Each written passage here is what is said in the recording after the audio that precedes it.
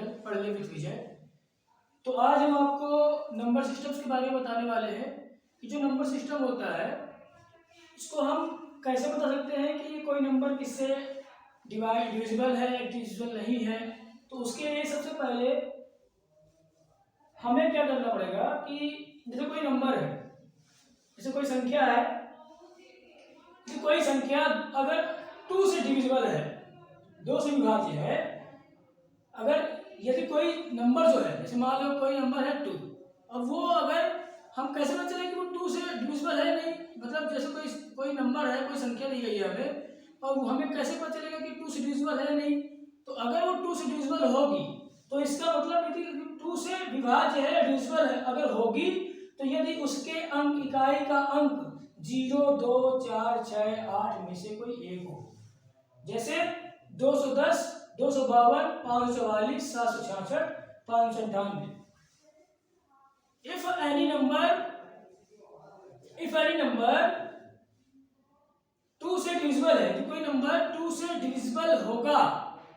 यदि हम ये कहें कि कोई नंबर 2 से डिविजिबल है, अगर हम ये बात कह रहे हैं तो इसका मतलब उसके इकाई का अंक 0, 2, 4, 6, 8, 0, 2, 4, 6, 8 होना ही चाहिए।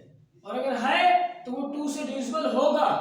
किसी भी नंबर के लास्ट में, मतलब किसी भी नंबर के इकाई का अंक वंस प्लेस के को जो नंबर होगा, अगर वो लास्ट में 0, 2, 4, 6, 8 है, तो वो नंबर, वो होल नंबर, पूरा जो नंबर दिया गया है वो 2 से डिविजिबल होगा। जैसे यहाँ पर एक हम नंबर दिया है 210। अब आप देख रहे हो कि यहाँ पर इकाई का अंक जो है, ये जो वंस की प्लेस पर है 0, ये 0 है, और ये 0 है लास्ट में। अगर इकाई का अंक अगर 0 है तो वो 2 से डिविजिबल है। चलिए चेक कर लेते हैं 2 से डिविजिबल है या नहीं।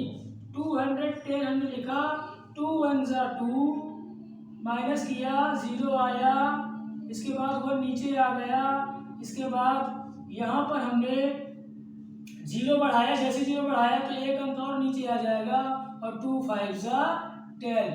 तो हमने यहाँ पर क्या देखा कि अगर किसी भी नंबर के लास्ट में, किसी भी नंबर के लास्ट का अंक, इकाई का अंक अगर 0 है, 2 है, 4 है, 6 है, 8 है, तो वो 2 से डिविजिबल होगा। नेक्स्ट बढ़ते हैं। यदि कोई नंबर हमें कैसे पता चले कि यहाँ पर है, मान लो हमें एक नंबर दिया गया है, जैसे हमें कोई नंबर दिया गया है 216, तो हम इसको कैसे मान लें कि 3 से डिविजिबल है। अगर हम ये कह रहे हैं कि 3 से डिविजिबल है, तो इसका मतलब उसकी कुछ कंडीशंस होनी चाहिए। तो इसकी कंडीशंस ये है, तो जो अगर हम ये चेक करें कि 3 से डिविजिबल है, 216 3 से डिविजिबल है या नहीं, अगर हमें ये चेक करना है तो हमें सबसे पहले उसके अंकों का योग, जो इसके नंबर्स दिए गए हैं, वो नंबर, सभी नंबर्स को अगर हम ऐड कर दें, और ऐड करने के बाद जो नंबर आएगा, अगर वो नंबर 3 से डिविजिबल है, तो पूरा नंबर जो है 3 से डिविजिबल होगा। चलिए चेक करते हैं। जैसे यहाँ पे 216 है, तो 2 + 1 + 6, अब यहाँ पे कितना आ गया 213, 3 में 6 ऐड किया तो 9, और 9 आप दोस्तों जानते हो कि 3 से डिविजिबल होता है कितनी टाइम्स में, 3 टाइम्स में। तो अगर ये 3 से पूरा, अगर ये जो टोटल आया है वो 3 से डिविजिबल है, तो इसका मतलब 216 भी 3 से डिविजिबल होगा। चलिए चेक कर लेते हैं। यहाँ पे लिखा है 216 और इसको डिवाइड कर रहे हैं 3 से। 3 7 जा 21, 0 0 6 नीचे आ जाएगा, 3 2 जा 6 0। तो हमने देखा कि 3 से 216 72 टाइम्स में डिविजिबल हो जाता है। चलिए बढ़ते हैं। नेक्स्ट है हमारा कि हम कैसे बताएं कि कोई नंबर हमारा 4 से डिविजिबल है। अगर कोई नंबर 4 से डिविजिबल होगा तो उसके दहाई और इकाई के अंकों से बनी संख्या 4 से डिविजिबल होनी चाहिए। जैसे यहाँ पर एक नंबर फिर से है 216, तो इसके इकाई और दहाई से बने अंकों का, बना जो अंक है, इनके अंकों से बनी संख्या जो है 4 से डिविजिबल होनी ही चाहिए। तो यहाँ पर ये इकाई का अंक है और ये दहाई का अंक है। अगर इंग्लिश में कहें तो ये वंस है और ये टेंस है। तो अगर वंस और टेंस से मिलकर कोई संख्या बनी है, तो कोई नंबर बना हुआ है, तो अगर वो 4 से डिविजिबल है तो पूरा नंबर 4 से डिविजिबल होगा। चलिए चेक कर लेते हैं। लास्ट में क्या है 16, और 16 आप जानते हो स्टूडेंट, डियर स्टूडेंट, कि 4 से डिविजिबल होता है 4 टाइम्स में। 4 टाइम्स में 16 4 से डिविजिबल होता है।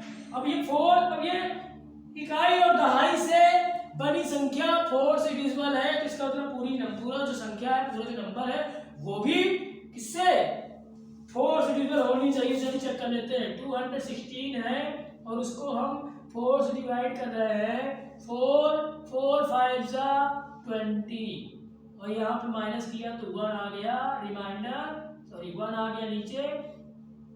उसके बाद 6 नीचे आ गया, 4 4 जा 60। यहाँ पर आप देख रहे हो डियर स्टूडेंट कि जो हमारा 4 है वो पूरे 216 को डिवाइड कर रहा है। तो इससे हम कह सकते हैं कि दहाई और इकाई के अंकों से बनी संख्या 4 से भाज्य होगी। नेक्स्ट बढ़ते हैं कि कोई नंबर कब 5 से डिविजिबल होगा या 5 से भाज्य होगा। तो अगर किसी नंबर के इकाई का अंक में 0 है या फिर 5 है, तो वो पूरी नंबर 5 से डिविजिबल होगा। जैसे यहाँ पर हमें लिखा है 125, इसके लास्ट में कितना है 5 है, इसके इकाई में कितना है 5 है। तो अगर ये 5 है तो वो पूरा नंबर 5 से डिविजिबल होना चाहिए। तो चलिए डिविजन करके डिवाइड करके देखते हैं। 125 5 2 जा 10, माइनस किया 2 आया, 5 नीचे आ जाएगा, 5 5 जा 25। देखा आपने। अब अगर 0 है लास्ट में तब भी वो 5 से डिविजिबल होगी। चलिए चेक कर लेते हैं। जैसे मान लीजिए यहाँ पर कोई नंबर हमें दिया गया है 120। अब ये 5 से डिविजिबल है या नहीं चेक कर लेते हैं। 5 2 जा 10 और माइनस किया तो 2 आ गया और 0 नीचे आ जाएगा, 5 4 जा 20।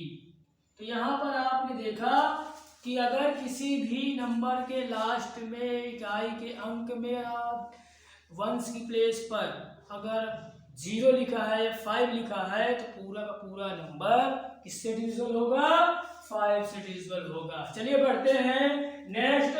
6 से कोई संख्या तब डिविजिबल होगी जब वो 3 और 2 से डिविजिबल हो। यदि कोई नंबर हम देखना चाहते हैं कि 6 डिविजिबल है नहीं, तो इसके लिए सिर्फ पहले उसको 2 से डिविजिबल होना पड़ेगा और उसके साथ ही 3 से डिविजिबल होना पड़ेगा। यदि कोई नंबर 2 और 3 से डिविजिबल है तो इसका मतलब वो 6 से भी डिविजिबल होगा। जैसे यहाँ पर एक नंबर दिया गया है 216 या फिर हम दूसरा नंबर लेते हैं 102। अब 102 को आप देखो तो 2 से डिविजिबल है, 2 5 जा 10 और 2 आ गया, 2 1 जा 2 से डिविजिबल है। और 3 से अगर हम बात करें डिवाइड करने की तो 3 3 जा 9 1 12 2 3 4 जा 12। इसका मतलब हमने क्या देखा कि यहाँ पर 3 से भी डिविजिबल है 102, 2 से भी डिविजिबल है 102, तो इसका मतलब 6 से भी 102 डिविजिबल होगा। तो 6 से डिवाइड करके देखते हैं। 6 से डिवाइड कर रहे हैं 102 को, तो क्या आना चाहिए, मतलब ये पूरा डिविजिबल डिवाइड हो जाना चाहिए। तो 6 1 जा 6, क्या बचा 4, 2 नीचे आ गया, 6 से 1 जा 42। तो यहाँ पर हमने देखा कि अगर कोई नंबर है अगर वो 2 और 3 से डिविजिबल है, इसका मतलब वो 6 से भी डिविजिबल होगा। चलिए बढ़ते हैं नेक्स्ट 7। हम कैसे चेक करें कि कोई नंबर जो है, इसे 7 वाला वेरी इंपॉर्टेंट है। हम कैसे चेक करें कि 7 से कोई नंबर डिविजिबल है या नहीं। तो अगर कोई नंबर जो है 7 से डिविजिबल है तो क्या कंडीशन होनी चाहिए, यदि इस संख्या की इकाई की अंक का दूना, यदि कोई संख्या है और उसका जो इकाई का अंक है उसको हम डबल कर दें और फिर इकाई का अंक छोड़ दे, जो इकाई का अंक हमने डबल किया है उसको हम छोड़ दें, तो जो बचेगा उसमें हम वो जो डबल किया है उसको माइनस कर दे। माइनस जैसे ही करेंगे तो जो नंबर निकल के आएगा, अगर वो 7 से डिविजिबल है तो पूरा नंबर भी 7 से डिविजिबल होगा। चलिए चेक करते हैं कि किस प्रकार यहाँ पर रूल अप्लाई होता है। चलिए चेक करते हैं। जैसे हमारे पास एक नंबर है यहाँ पर 343, तो कहा यह गया है कि इसके जो इकाई का अंक है, इसके जो इकाई का जो अंक है वो उसको डबल कर दिया जाए।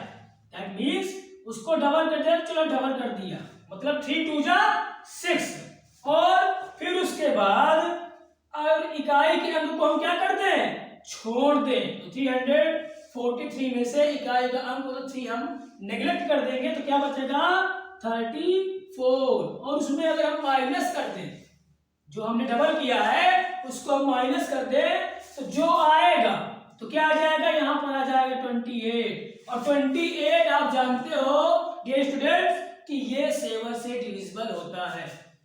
28 7 से डिविजिबल होता है कितनी टाइम्स में, 4 टाइम्स में। 4 टाइम्स में 7 से 28 डिविजिबल होता है, और जैसे ही ये 4 टाइम्स में डिविजिबल हुआ तो इसका मतलब ये जो होल नंबर 343 दिया गया है ये भी 7 से डिविजिबल होगा। चलिए ये बात कितनी सत्य है चेक कर लेते हैं।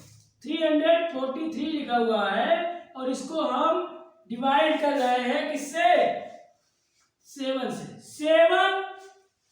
7 4 जा 28, 28 माइनस किया तो हमें क्या मिल गया, यहाँ पर 6 और ये आ गया 3, 7 9 जा 63, 0 0। हमने क्या देखा कि यहाँ पर 7 से 343 डिविजिबल है।